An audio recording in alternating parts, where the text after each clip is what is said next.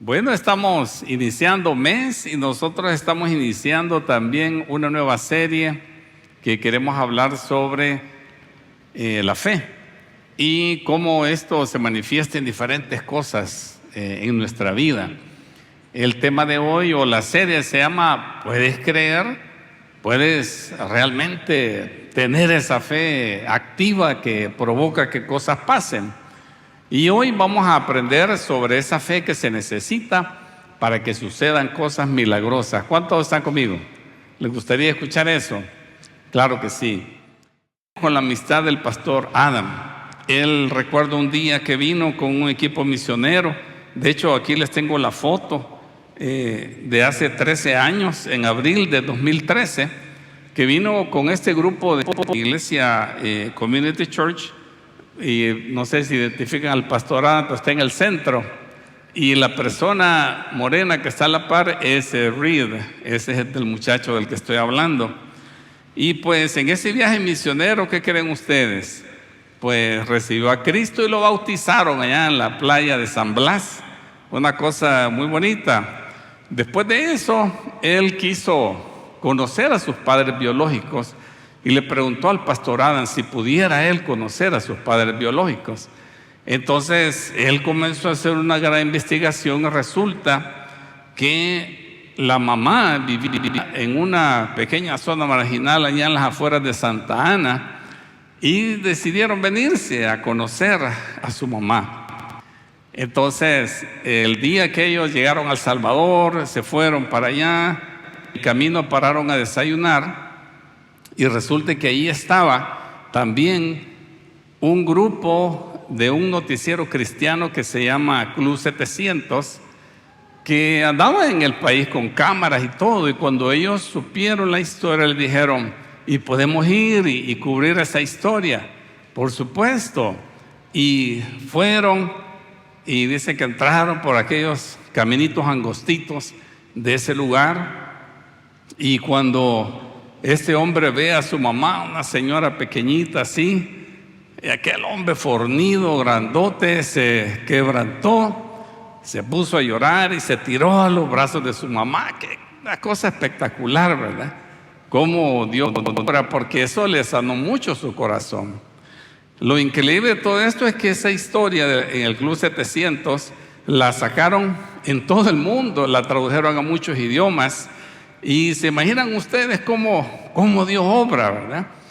Hay un joven alcohólico metido en toda clase de problemas, aparentemente va camino al infierno, pero Dios lo mueve a querer saber más de su país, de sus padres biológicos, y eso lo lleva a una iglesia, a hacerse amigo del pastor Adam, y luego pues comienza un proceso en el cual este hombre experimenta el milagro de la salvación. Gloria a Dios, hermano, gloria a Dios por estas historias tan maravillosas.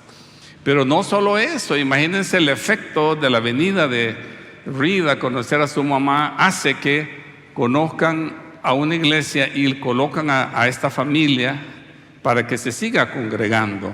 Y su historia pues seguramente ha conmovido los corazones de muchas personas. Desde entonces, eso es un milagro, hermano, ¿sí o no? Cómo Dios coordina todas las cosas para que estas cosas sucedan. Pero este milagro ocurrió porque el pastor Adam pagó el precio de acompañar a este joven desde que era una persona adicta al alcohol.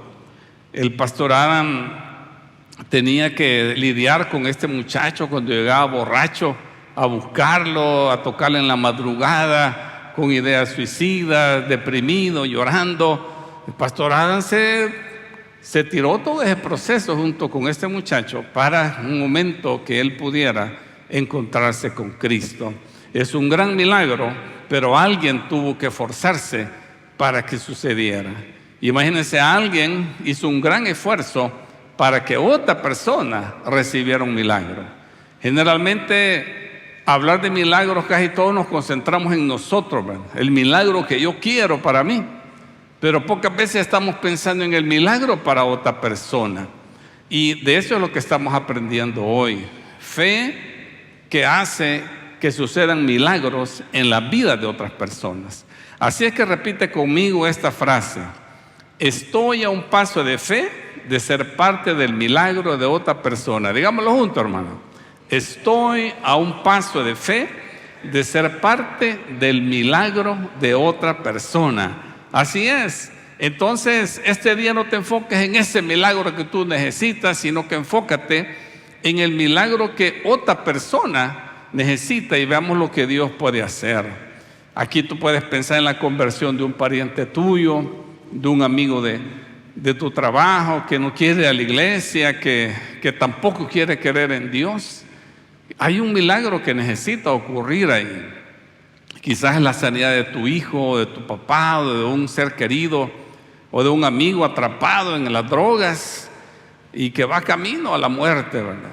O alguien que está conforme con cómo va su vida, como me pasó a mí, conociendo a un señor, estaba recién convertido, y yo andaba evangelizando en las calles de Santa Tecla, y llegué a una colonia, y estaba un señor ahí, con su casa bien bonita, con un carro bien bonito, y estaba disfrutando la tarde con su bebida alcohólica, estaba tranquilo ahí, y yo llegué a hablarle de Cristo, y él me dijo, mire, me dijo, eso es para la gente que anda en la calle, que anda de borrachos, mire, yo me dice, yo tengo casa, tengo carro, salud, ¿para qué necesito a Dios? Me dijo.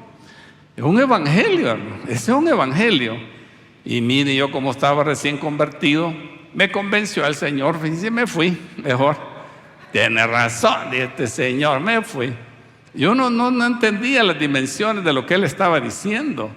Realmente hay personas así, que están esclavizadas por lo bueno que les pasa, ¿verdad? Y no creen que esa es la vida. Ya, Dios, no necesito a Dios. El éxito ya lo tengo. Pero eso es triste. ¿Qué tal si esas personas ese día mueren? Su destino es la condenación eterna. Así es, hermano, porque no es nada que nosotros hagamos que nos va a garantizar esa comunión con Dios.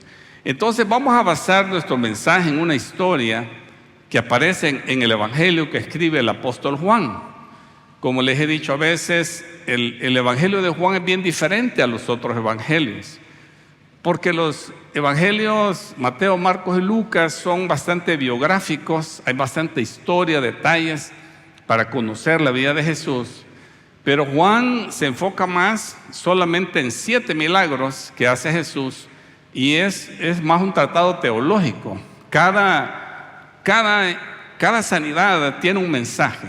Cada milagro tiene un mensaje de quién es Jesús desde el punto de vista divino. Él está presentando a Jesús como Dios. Entonces, bien interesante leer el Evangelio de Juan. Por cierto, se recomienda que se lea primero. Como primer libro que tú leas en tu vida cristiana, es bueno que leas el Evangelio de Juan, porque te deja de una vez con un mensaje maravilloso y bien concreto. Vamos a leer esta historia en el capítulo 4 del Evangelio de Juan. En su paso por Galilea, Jesús llegó a Caná. ¿Qué había pasado ahí? ¿Se recuerdan? El primer milagro, ¿verdad? Jesús había convertido el agua en vino. Cerca de allí, en Capernaum, había un funcionario de gobierno que tenía un hijo muy enfermo. Cuando supo que Jesús había ido de Judea a Galilea, fue a verlo y le rogó que se dirigiera a Capernaum para sanar a su hijo, quien estaba al borde de la muerte. Hagamos un alto aquí, ¿verdad? Porque esto cobra sentido al imaginarse desde dónde venía este hombre. El Señor Jesús tenía su base de operaciones en el norte de Israel. Ahí estaba Galilea, estaba esta ciudad de Caná, y había una región que le decía Capernaum, que estaba a 32 kilómetros de ahí. En aquel tiempo que no habían carros, ¿verdad? Para viajar, la gente viajaba a pie o quizás a caballo. Este es un viaje larguísimo, hermano. Es como que ustedes les dijeran, vámonos al puerto de la Libertad, desde el centro histórico hasta la playa del Obispo, y les vamos, así vámonos a pie. Y ustedes, ¿qué? ¿Verdad? Tardían quizás varios días en llegar. Así es lo que este hombre había hecho. ¿Y por qué iba este hombre ahí? Había algo en su corazón. Tenía a un hijo muy enfermo. Es el milagro para mi hijo. Por eso es que este hombre está haciendo este esfuerzo. Él ha escuchado, ¿verdad?, de alguien que sana a la gente y entonces paga este precio de ir a buscar su milagro. Entonces, mire, hermano, hay algo importante aquí. Los milagros no se ganan. No puede ganar los milagros. Pero a veces, muchas veces, requieren que tú hagas algo, que tú hagas un esfuerzo para que esos milagros sucedan. Imagínense, volviendo a la historia de la introducción del pastor Adam con Reed, el salvadoreño que vino a conocer a su mamá. ¿Qué tal si él hubiera dicho: ay, este muchacho alcohólico, no tengo tiempo para estar pasando con esta persona, tengo mucho que hacer? Si él hubiera dicho eso y no se hubiera esforzado o pagado el precio de soportar a este muchacho, él se hubiera perdido el milagro de la salvación en la vida de ese joven, ¿sí o no? Se hubiera perdido eso, se habría perdido el milagro de ver esa transformación en esta persona y del milagro de que mucha gente en todas partes del mundo iban a conocer esta historia. Entonces, había un milagro, pero alguien tenía que pagar un precio y Dios escogió al pastor Adam para que fuera la persona que pagara eso, que hiciera un esfuerzo. Entonces, eso significaba recibir llamadas telefónicas de un borracho a las 3 de la mañana. Significaba tener que ir a recogerlo más de una vez a algún bar o en las calles donde se había quedado. Alguna vez le tocó abrir su puerta en la madrugada para atender a este muchacho que estaba ahí alcoholizado, llorando, a punto de suicidarse. Hermanos, no podemos ganar los milagros, pero casi siempre tenemos que hacer un esfuerzo. ¿Me estás escuchando, hermano? Es bien importante esto que estoy diciendo y no quiero que me malentiendas, porque tú no te puedes ganar las cosas que Dios te da. Eso se llama la gracia de Dios. No te puedes ganar las cosas que Dios te da, comenzando con la vida, la salud. Lo mejor que tú puedes decir es gracias a Dios, ¿verdad? Tengo vida, tengo salud. Por otro lado, Él te quiere salvar, te quiere rescatar y quiere darte una vida eterna. ¿Te la puedes ganar? No puedes hacer nada. Por más bueno que seas, por más guapo o guapa que seas, por más alto o bajito que seas, no importa cómo tú seas, si tienes dinero o eres pobre, si vives en El Salvador o en Estados Unidos, no hay nada que te pueda dar la salvación. Eso así es, tienes toda la razón. No tenemos nada para recibir la salvación que Dios nos da o el perdón de pecados. Es una cosa, una obra de fe. Pero a veces, como este hombre, tenemos que caminar hasta la ciudad de Caná a pedir ese milagro. ¿Estás escuchando, hermano? A veces hay que hacer cosas y tienes que tomar la decisión de dar un paso de fe e ir a alguna parte. A veces tienes que reconocer que solo Dios es el único que puede resolver el problema.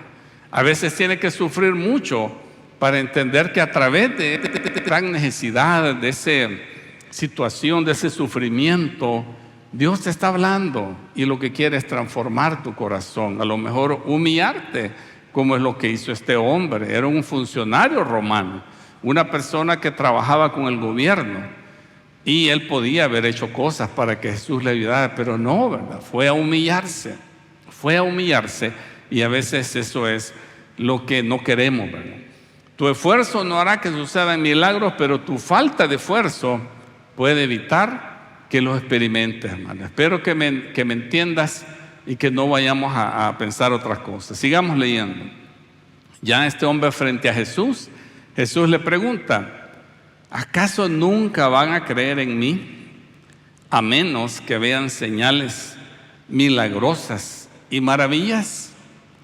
¿Qué cosa, verdad? No se entiende al principio. Cuesta entender cómo es que este hombre llega a pedir un dinero y lo que encuentra es aparentemente un reproche de Jesús. Pero como lo escrito no tiene emociones, ¿verdad? Por cierto, recomiendo que no resuelvan situaciones con mensajes de WhatsApp, hermano. mejor reúnanse, hablen, porque peor el texto, ¿verdad?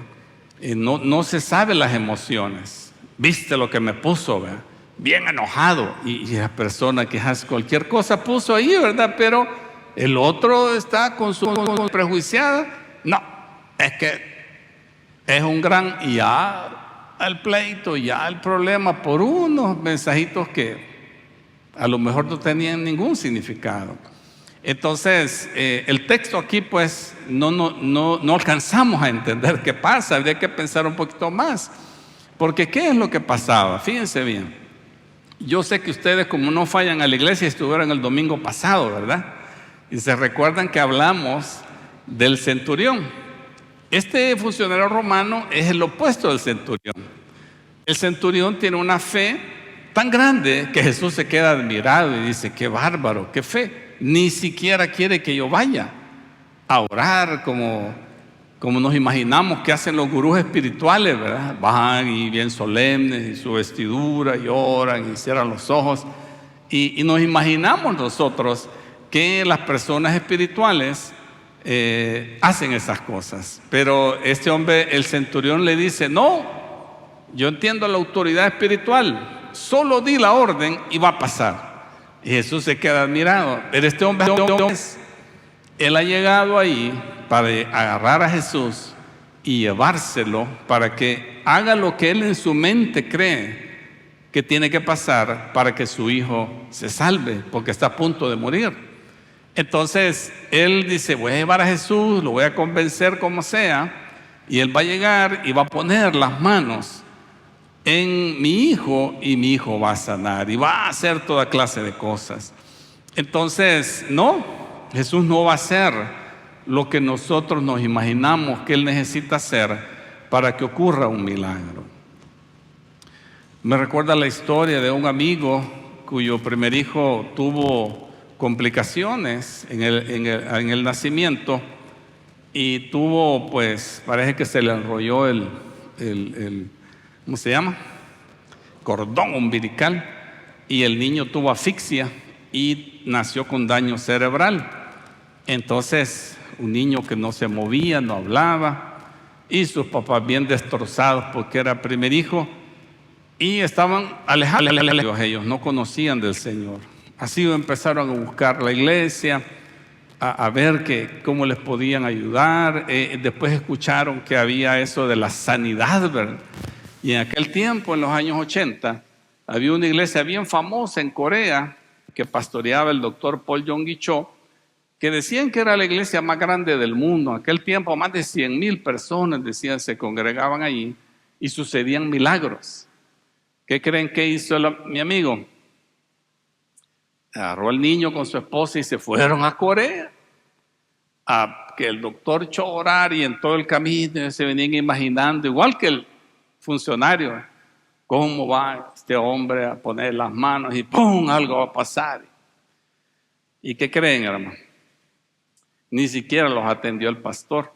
¿Se imaginan una iglesia de 100,000 personas donde de todo el mundo llegan a lo mismo que él? No pudo ni siquiera pasar los primeros, y sin previo aviso también, ¿verdad? Entonces se regresaron bien tristes y después falleció su hijo. Cualquiera diría que una familia que le ha pasado eso, que han buscado a Dios y hasta se sienten como rechazados, parecido al funcionario, ¿verdad? Y diría, esta gente quizás está lejos de Dios. Pero cuando yo conocí a mí, me contó el testimonio, ellos eran misioneros, fíjense, y ahora son pastores en los Estados Unidos. Y creo que algunos de ustedes, hermanos, que están aquí hoy, están en el mismo lugar de estas personas. De alguna manera crees en Jesús, crees que Él puede hacer milagros, pero todavía no has llegado a creer del todo. No te has encontrado con Jesús, no entiendes quién es el Señor. Tienes esperanzas, pero no estás convencido. Por eso es que Jesús le dice: ¿por qué tienes que ver un milagro como el que tú estás pidiendo para creer en mí? ¿Estás escuchando, hermano? Eso es lo que Jesús le está diciendo. Tú quieres que yo vaya y que haga un milagro y entonces vas a creer en mí. Entonces el hombre viene en el versículo 49 y le dice, Señor, por favor, suplicando, humillándose, ven ahora mismo antes que mi hijito se muera. Qué escena más dramática. Pero Jesús ¿va o no va? No va. Él solo le dice, vuelve a tu casa porque tu hijo vivirá. Entonces, aquí hay una cosa más interesante. Jesús descubrió que este hombre dudaba y que quería una manifestación sobrenatural para creer. No era una persona que creía, que estaba de un solo creyendo, sino que andaba buscando una señal para creer. Entonces, mire, Dios nos conoce, hermano. Está bien que tengamos dudas. O sea, es probable que algunos de nosotros de repente nos encontremos con dudas acerca de Dios, de la Biblia, muchas cosas. Pero tenemos que resolver eso en el corazón. La fe, hermanos, no es una cosa que se puede razonar. La fe es una decisión. Cuando yo estudié en los Estados Unidos, hermano, 4 años allí estudiando, muchos autores, son filósofos, pero dije que son teólogos, ¿verdad? Uno lee de todos, muchos autores clásicos y contemporáneos. Y hermano, mire, sucede una cosa bien extraña cuando uno está a ese nivel de estudio, que de repente uno le viene esa idea, y si me han engañado a mí, de tanto que ha leído, hermano, se te viene eso a tu mente y dices, y si quizás a mí me han engañado y me han dado esta mentira de que Jesús y Dios, porque hermanos, hay tanto argumento histórico, científico, teológico, de puntos de vista, que lo hacen trastabillar a uno. Entonces, en ese momento, hermano, yo, como pues creo que todos deberíamos de llegar a ese punto por nosotros mismos, llegar a un punto de entender que yo creo en el Dios de la Biblia, no porque mi mente está satisfecha, no porque yo lo puedo comprobar, sino porque yo he decidido creer. ¿Qué te parece? ¿Y tú? ¿Has decidido creer? Hay que ser humilde, hermano. Si tú eres orgulloso, vas a querer que te demuestren todo. Pero hermano, eso es imposible. Otra cosa de la que yo me di cuenta es que el conocimiento es tan vasto, hermano, y cada día hay más conocimiento. Doctores, PhD, doctores, philosophy doctors, ¿verdad?, que hacen disertaciones doctorales. Hay miles de esos en todo el mundo, hermano, cada día graduándose, llenando las bibliotecas virtuales de conocimiento de toda clase. Y el conocimiento se multiplica diariamente, el conocimiento. Entonces, al ver esa gran cantidad de conocimiento, uno dice, realmente no sé nada. ¿Me está escuchando? Lo que dijo aquel filósofo, ¿verdad? Al ver el conocimiento tan exagerado que uno apenas, sacando un doctorado, apenas solo le puede rascar la superficie al conocimiento. Eso es todo lo que tú. Entonces, es lo mejor decir, mire, yo la verdad que no sé, hermano, no sé, es la realidad. No entiendo cómo suceden las cosas. Entonces, debes resolver esas dudas que tú tienes, pero no las vas a resolver con el conocimiento, las vas a resolver con una decisión en tu corazón. Así es que, hermano, yo espero que un día tú digas, yo he decidido creer en el Dios de la Biblia. Yo he decidido creer en ese Dios todopoderoso que creó todas las cosas, pero que también es un Dios personal, que me creó a mí, que está interesado en escuchar mi oración, que me responde las oraciones. Yo creo en ese Dios que Jesús reveló como Dios, mi papá, al cual le puedo hablar con toda confianza y entender y saber que Él tiene interés en mí. Yo espero que tú decidas creer en ese Dios que se compadece de ese, porque no tienes la capacidad, no tenemos la capacidad de reconciliarnos con Él, porque somos demasiado malos, somos muy malos. Y yo espero que tú decidas creer que Él envió a Jesucristo como tu Señor y tu Salvador, como mi Señor y mi Salvador, al cual lo que nosotros todos tenemos que hacer es humillarnos y reconocer que sin Él no podemos. Espero que tú decidas creer eso y resolver en tu corazón cualquier duda. Entonces, seguimos con este hombre que está ahí, si toma o no la palabra de Jesús. Te imaginas que tú tienes a tu hijo gravemente enfermo, le quedan pocos días de vida y escuchas a un hombre que sana problemas como los de tu hijo, pero está en Panamá y no tienes para el avión y te vas en bus, llegas allá varios días y cuando llegas allá el hombre te dice, no, si todo lo que tienes que hacer es regresarte y cuando tú llegues tu hijo va a estar sano. ¿Tomarían la palabra ustedes? Esto resuelve la duda de este hombre porque ya no es algo lógico, no es como él cree, sino que es como Jesús dice. Dice, ¿quieres que esto suceda? Solo ve y él va a vivir. ¿Seguiría usted, hermano, con esa palabra? ¿Se conformaría? ¿Se conformaría con eso? Para que me comprenda, le voy a hacer esta pregunta. Si Jesús les diera hoy una palabra, ¿quiénes tomarían esa palabra y se irían confiados que Él la va a cumplir, hermano? Ante la mano, sí, hay varios, ¿verdad? Si Jesús aquí enfrente les dijera, esto va a suceder en tu vida, ¿ustedes lo tomarían? Sí, Señor, yo creo. ¿Cuántos lo harían? Sí, varios, ¿verdad? Sí, eso, muy bien. Somos creyentes, ¿verdad? Ahora, quiero decirles que el Señor Jesús sí ya te ha dado palabras. Y esas palabras están en la Biblia. Ahí están, bien claro. Todo lo que tú hagas.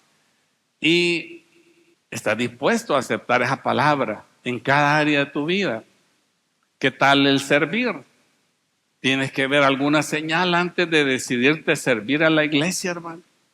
Que debes verte así como una persona que sirve porque eres cristiano. Jesús dijo, yo les he dado ejemplo, he venido a servir, ustedes deben de servir. Entonces, es una orden de Jesús.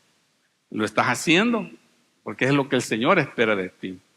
Otra área es obedecer a esa palabra que Jesús te dice, ve y haz discípulos.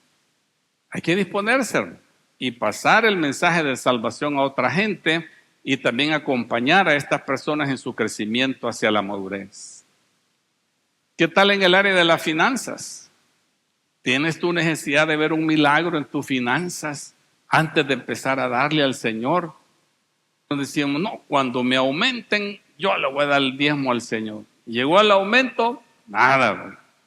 ¿Sabes que honrar a Dios con estos bienes es un paso de fe que Dios te pide? Porque Él pide tu corazón, no tanto tu dinero. Pero el dinero, hermano, ahí sí somos probados. En todo pasamos bien, pero nos toca en el dinero. Dice, donde está tu tesoro, ahí va a estar tu corazón. El dinero, los bienes materiales, son las cosas que demuestran si nosotros confiamos en el Señor. Es dar, ¿verdad? Confiado en que Dios es fiel, que me va a ayudar a salir por la misericordia de Él. Todos somos llamados a caminar por fe, hermanos, no solo los pastores. Darle al Señor una parte del dinero que Él nos da, solamente es un pequeño paso de obediencia. Es parte de tu crecimiento en Cristo. Como alguien decía por ahí, es mi deber como cristiano sostener la obra de Dios con lo que el Señor me da. Esa persona ha llegado a una madurez en fe, un crecimiento, ¿verdad? Que no solo se mira como alguien que está siendo alimentado, sino como alguien que está para apoyar la obra de Dios.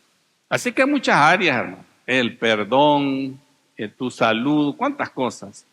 ¿Qué área de tu vida no estás sometiendo al Señor? ¿En qué sigues tú sin confiar en Jesús? ¿Qué promesa de la Biblia estás dejando sin poderla recibir porque no crees? No quieres dar ese paso de obediencia. Terminemos la lectura, dice, mientras el funcionario iba en camino, algunos de sus sirvientes salieron a su encuentro con la buena noticia.